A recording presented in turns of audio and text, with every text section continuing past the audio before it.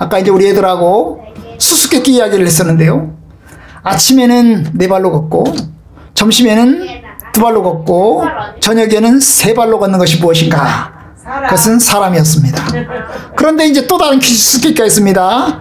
아침에는 4발로 걷고, 점심에는 3발로 걷고, 저녁에는 2발로 걷는 것이 무엇이겠습니까? 이게 이제 제가 내는 퀴즈입니다. 아침에는 4발, 점심에는 3발, 저녁에는 2발. 이게 뭘까요? 예, 바로 이 나오미의 이야기입니다. 오늘 나오미의 이야기가 그렇습니다. 나오미의 일가가 이제 베들레헴을 떠나서 모압으로 갈 때는 4명이 갔습니다. 그죠?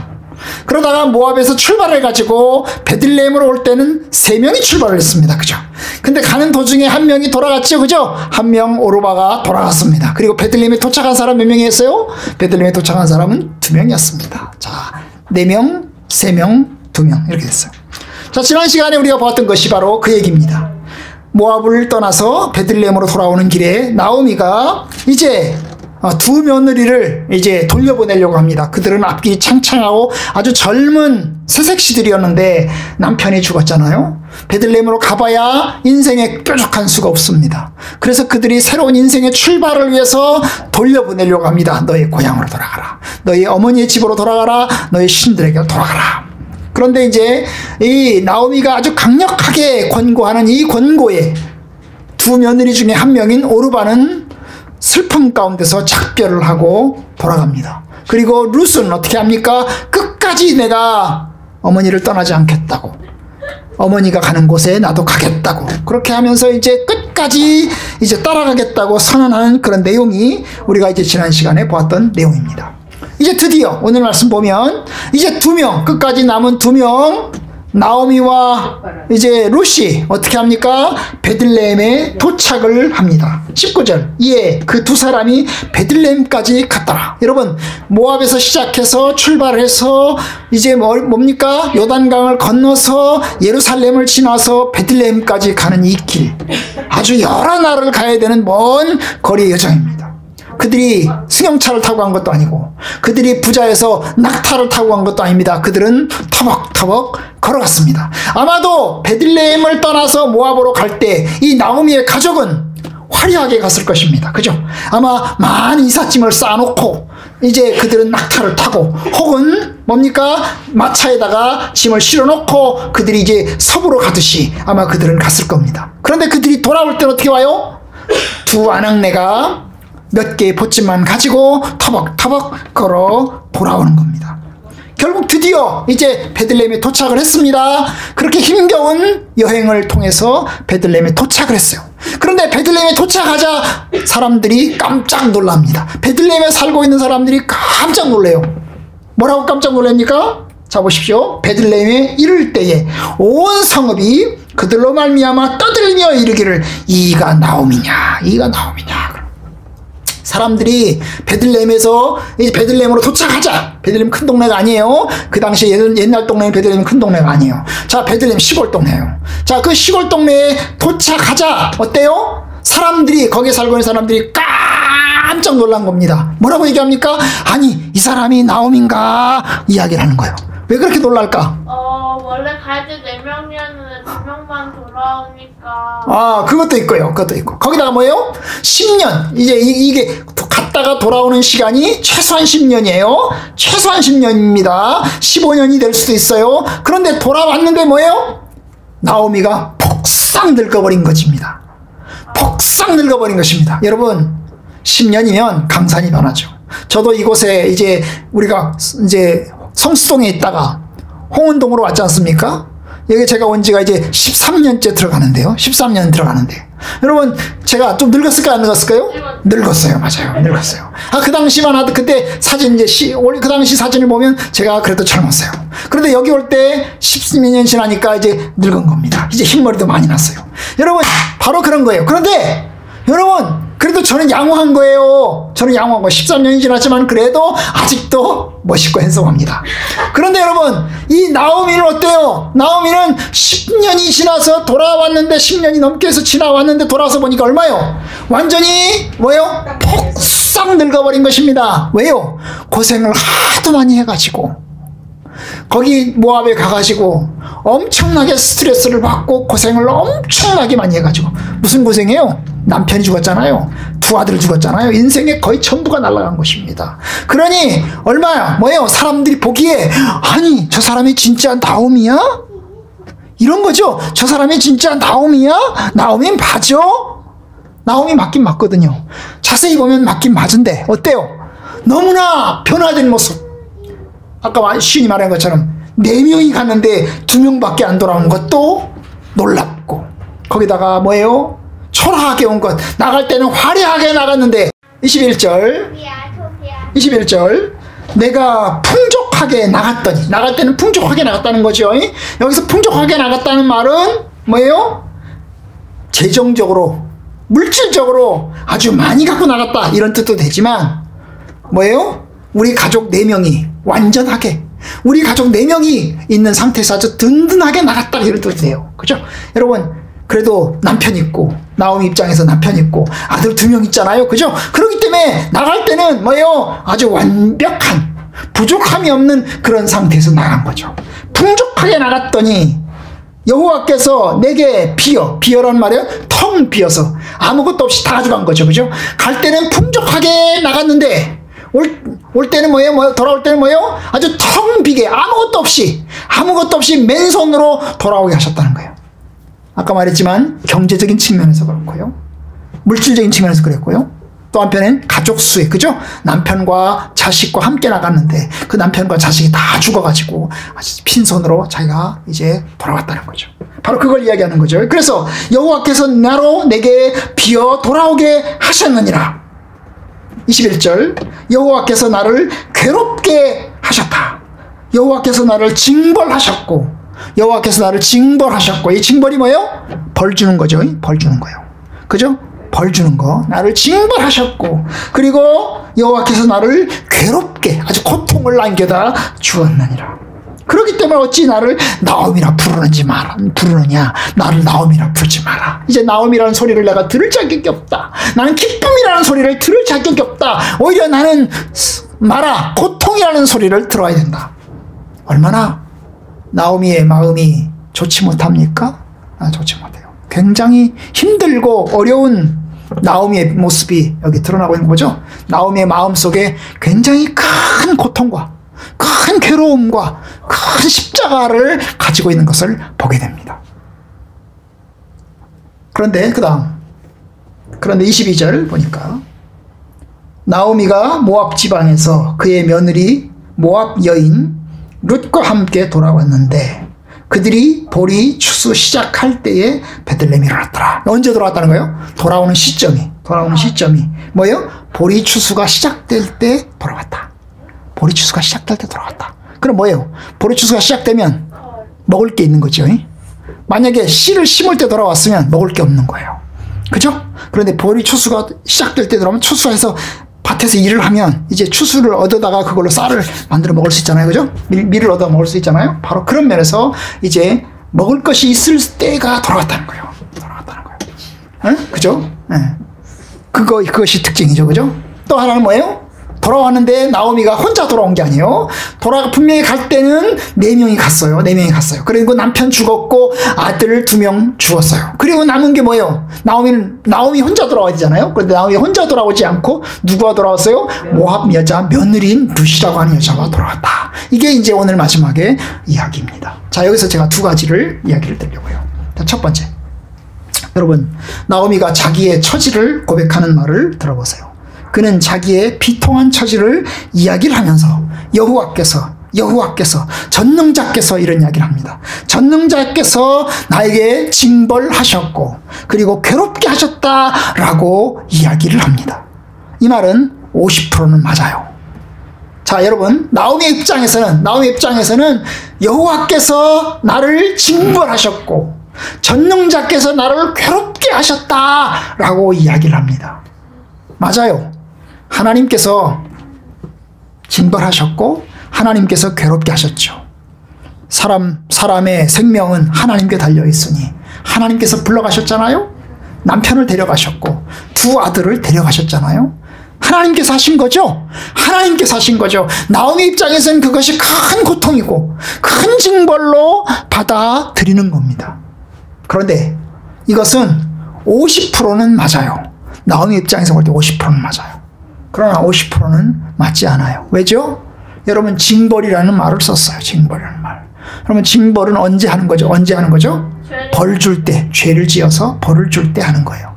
그러면 하나님께서 나오미의 남편을 죽게 하신 것, 그리고 나오미의 두 아들을 죽게 하신 것은 나오미가 지은 죄 때문에 하나님이 벌을 주셨나요? 아니요. 아니죠. 응? 그죠? 나오미가 지은 죄 때문에, 나오미의 가족이 뭔가를 잘못했기 때문에 하나님이 벌을 주신 건가요? 물론 어떤 사람들은 이야기합니다.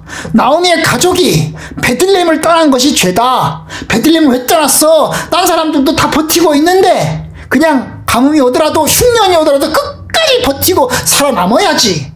떠나는 것은 죄야. 이렇게 이야기를 합니다. 그런데 여러분, 성경에 오늘 룻기 1장에 어디에서도 룻의 가족이 베들레헴을 떠나서 모압에 간 것을 비난하지 않아요. 그죠? 왜 떠났어? 그건 하나님 앞에 죄야 라고 이야기하잖아요. 어디에서도 죄를 지었다고, 어디에서도 책망하거나 어디에서도 비난하지 않아요. 비난하지 않아요. 그러면 남아있으면 살아남았을까? 그건 알 수 없어요. 그죠? 남아있어도 알 수 없어요. 그죠? 우리 인생 모르는 거니까. 그러니까 여러분, 바로 이 징벌, 베들레헴을 떠난 것이 징벌이냐?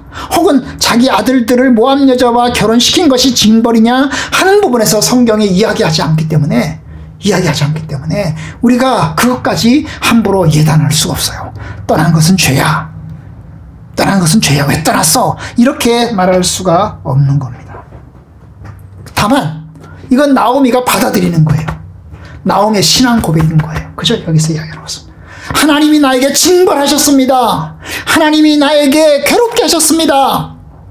그렇게 나오미가 받아들이는 겁니다.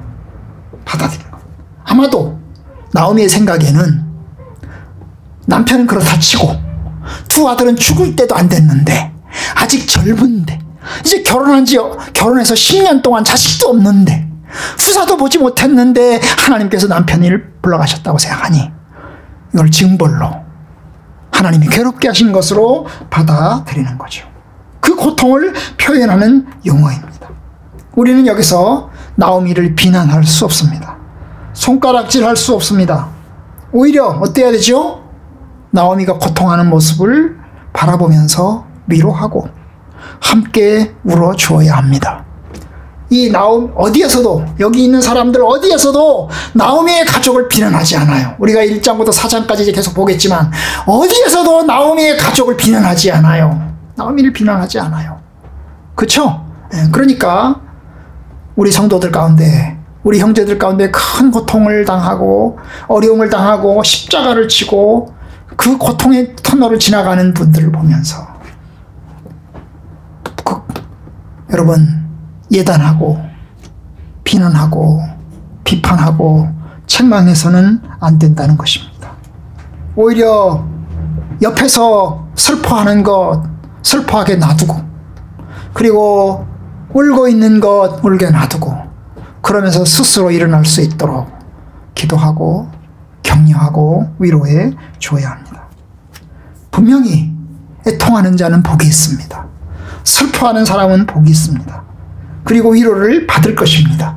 이 슬픔과 고통을 하나님이 받아주실 것입니다. 여러분, 나오미의 이 고통과 슬픔, 1장의 끝은 어떻게 끝나요? 나오미의 고통으로 끝나죠. 나오미의 괴로움으로 끝납니다. 나를 나오미라 부르지 말고 나를 마라라고 불러다오. 나는 너무나 고통스럽고 나는 너무나 힘들다. 이렇게 1장은 끝나요. 4장은 어떻게 끝나요? 4장은 어떻게 끝나요? 이룻기 4장은 어떻게 끝나요? 네? 어떻게 끝나요? 나오미가 아기를 낳았다. 웃으면서 끝나요. 기쁨으로 끝나요. 해피엔딩. 기쁨으로 끝나요. 해피엔딩. 맞아요. 기쁨으로 끝나요. 나오미가 아들을 낳았다. 나오미가 아들을 낳았어. 그래서 기쁨으로 끝나요. 기쁨으로. 루시안. 아, 룻이 낳았는데 나오미가 기뻐합니다. 엄청나게 기뻐합니다. 나오미가 노래 나왔다는 줄. 그렇게 사람들이 얘기했어. 그래서 16절에 보면 나오미가 아기를 받아 품에 품고 그의 양육자가 되니, 여러분 룻이 낳았어요. 낳기는 룻이 낳았어요. 그런데 누가 길러요? 나오미가 길러요. 왜? 나오미가 할머니잖아요, 그죠? 그런데 자기 자식처럼 기르는 거죠. 엄청나게 기쁨 가운데서 소망 가운데 기르는 거죠. 왜요? 이것이 룻이 보아스와 결혼해서 낳은 첫 번째 자식은 누구의 자식이 되는 거예요? 나오미의 아들이 되는 거죠. 나오미의 아들의 자식들. 그렇게 되는 거예요. 이게 이스라엘의 결혼 풍습이죠. 결혼 풍습. 여러분, 그런 면에서 보아스가 여러분, 나오미?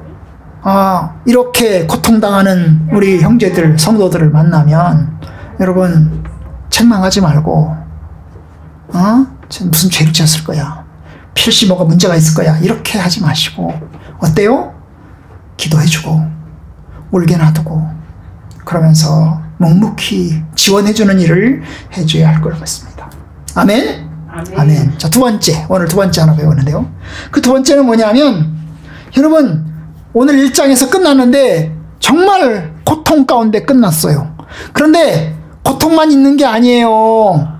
고통으로 끝나는 것 같은데 고통만 있는 게 아니에요. 분명히 돌아온 거는 두 명이 돌아왔고, 돌아와서 나오미가 나를 나오미라 부르지 말고 뭐라고 마라라가 불러라 라고 이야기를 하고 있지만 그러나 여러분 마지막 구절 22절을 딱 보면 두 가지 소망이 들어있는 거예요. 두 가지 소망이 뭐예요? 돌아왔는데 보리 추수할 때 돌아왔다는 거죠. 보리 추수할 때 돌아왔다. 그 다음에 룻이 같이 왔다는 거죠. 이게 이제 앞으로 2장에서 이루어질 사건의 뭐예요? 배경이 되는 거죠. 그죠? 자, 보리 추수 시점에서 돌아왔어요. 그 다음에 룻이 함께 돌아왔어요. 이 보리 추수에 돌아온 이 나오미와 룻, 그리고 같이 돌아온 이 룻, 이 두 개가 엮어지면서 여러분 이제 보아스와 만나고, 그죠? 보리 추수를 통해서 보아스와 만나잖아요, 그죠? 그 룻이 만나잖아요, 그죠? 그래가지고 이제 결혼으로 가는 이제 길이 이제 이루어지게 되는 것입니다. 그러니까 여러분, 나오미 혼자 돌아온 게 아니죠? 모압 여자이지만 며느리인 룻이 같이 돌아왔어요. 텅 비었나요? 나는 비어서 돌아왔다. 풍족하게 나갔더니 내가 비어서 돌아왔다. 그랬지만 비어서 돌아온 게 아니죠. 혼자 돌아온 게 아니니까요. 나오미 혼자 돌아오는 게 아니니까, 룻이 함께 왔으니까 그나마 여러분 텅 빈 건 아니죠, 그죠? 그래도 이제 룻이 함께 돌아왔다는 거죠. 결코 혼자가 아닙니다. 그뿐인가요? 아까 말했지만 돌아오는 시점이 보리 추수가 시작되는 시점입니다. 그러면 이제 돌아와도 먹을 것이 있는 거고 할 일이 있는 거죠.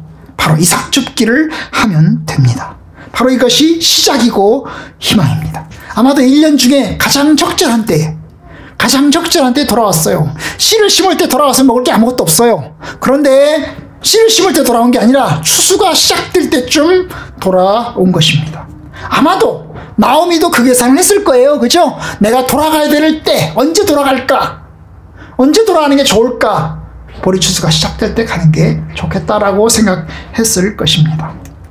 여러분, 아무것도 없다 할 때에 아무것도 없는 게 아닙니다.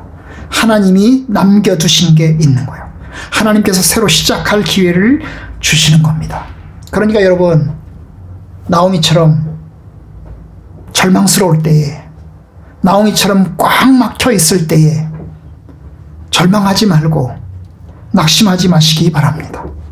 하나님께서 남겨두신 구루터기가 있을 것입니다. 사방으로 우겨쌈을 당하여도 쌓이지 아니하며 라는 것처럼 여러분, 하나님께서 아무것도 없으나 하나님이 남겨두신 것이 있습니다.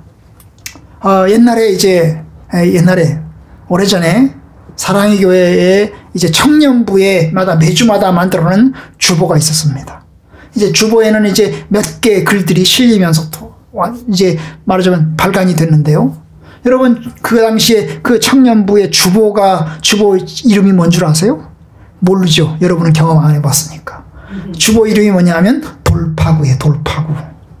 뭐라고요? 따라서 합시다. 돌파구. 돌파하고 돌파구가 뭐예요? 돌파구가 뭐예요? 꽉 막혔을 때 그렇죠. 꽉 막혀 있는 곳에서 완전히 포위되어 있는 상황에서 뚫고 나가는 거예요. 뚫고 나가는 게 이게 돌파하는 거예요. 돌파구. 구는 뭐예요? 구멍이죠. 구멍. 돌파해서 꽉 막혀서 포위돼 가지고 이제 더 이상 아직 갈 수 없는 이런 상황 속에서 뭐예요? 길을 찾아서 뚫고 나가는 게 돌파구예요. 돌파구. 바로 이 돌파구. 하나님께서 저 여러분들이 가는 길에 하나님께서 우리의 돌파구가 되어주실 겁니다. 내 생각에는 아무것도 될 것이 아닌 것 같고 하나도 이루어질 것 같지 않은데 여러분 하나님이 남겨두신 구루터기가 놀라운 기적을 일으켜냅니다. 그것이 하나님이 일으키시는 길입니다. 우리는 어떻게 해야 되죠? 하나님 우리에게 길이 없습니다. 하나님께서 길을 열어 주시옵소서. 그래서 하나님을 바라보고 여러분 그 길을 찾아서 뚫고 나갈 수 있는 성도들이 되기를 바랍니다. 성도들은 절망하는 사람들이 아닙니다. 성도들은 포기하는 사람들이 아닙니다. 성도들은 낙심하는 사람들이 아닙니다. 하나님이 계시기 때문입니다. 그죠? 살아계신 하나님, 능력의 하나님, 주권자이신 하나님 계시기 때문입니다. 그러니 하나님이 계시기 때문에 절망할 수 없습니다. 포기할 수 없습니다. 여러분 하나님을 믿고 하나님 안에서 길을 찾아서 뚫고 나아가는 성도들이 되기를 바랍니다. 아무것도 없다 할 때에 하나님이 그때 주님의 일을 시작하십니다. 바로 이 보리추수가 시작되는 시점, 그리고 롯이 같이 돌아온 것, 사실 이방 여자죠. 무슨 이방 여자예요? 이스라엘 가나안 사람들이 볼 때는 쓸데없는 여자예요. 필요 없는 여자예요. 아무런 싸게도 필요 없어요. 저 이방인 여자가 하나 끼어드는 거지요. 그렇죠? 그런데 여러분 그 이방인 여자를 통해서 하나님께서 일하시고 능력 가운데 기적을 일으키십니다. 여러분 하나님께서 저와 여러분들 가운데도 막혀있는 곳에서 기적을 일으키고 하나님의 선하신 뜻을 이루기를 주님의 이름으로 축원합니다. 아멘.